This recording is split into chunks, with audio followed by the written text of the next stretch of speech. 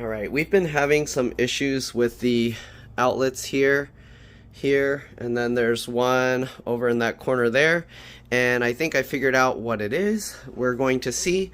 So I checked the breaker when I turned off the kitchen circuit. This one turned off along with those other four, and what I found was when I used one of these tools, it was showing correct wiring at this socket, and we were actually using this socket just fine for a long time, and then what we had to do was we had to use like one of these breakers, so that way if anything tripped, it would trip there instead of tripping outside.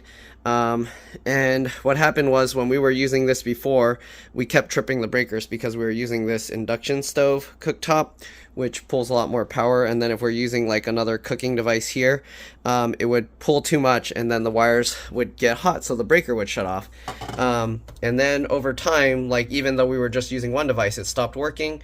And then since I found that this one, when I turned off the one breaker, showed correct wiring, but the rest turned off, the others were showing open neutral, which means for some reason the neutral is probably not connecting here.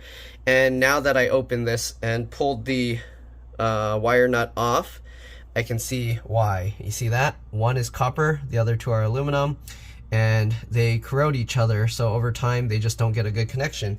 It looks like there is that goopy stuff in there. I don't have another one of these, so I'm probably gonna, I mean you shouldn't, but I'm gonna end up reusing this. But we'll try and see what happens. But basically we're gonna be using this stuff to coat the wires so that way the aluminum and copper can work better. Basically we're gonna coat the wires with the compound, and then yeah, we're gonna work it in. I don't have a wire brush or something, or emery cloth, so yeah. What I might do, let me see here. So I have one of these scouring wire pads and then a copper one, but I'm going to use this one, and basically I'm just going to scrape up the wires with it, and then I'm going to use that stuff and put that on there. Right, so let me do that real quick. I'll be back.